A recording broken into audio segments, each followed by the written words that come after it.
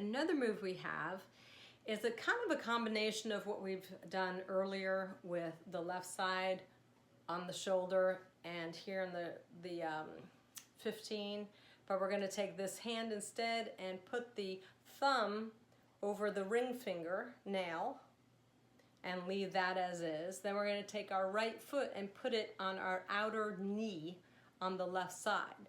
So you have it touching here, you have your ring finger, and then you have your knee with your foot coming in, the arch of your foot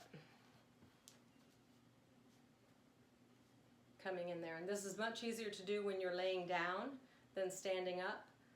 And I would do this move right after I do the main central. This one is kind of a combo, so if you don't want to do this one, you can do this one and put your hand right here in the crease. That way you're killing basically two birds with one stone.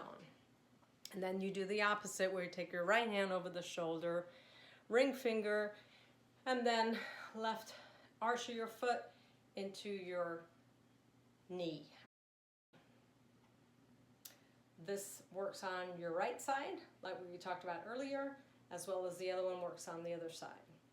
And you want to do this at least a minute to up to 5 minutes. But if you're not going to do this one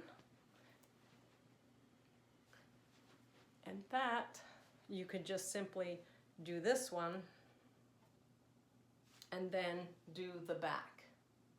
If your back is not bothering you, go ahead and skip it.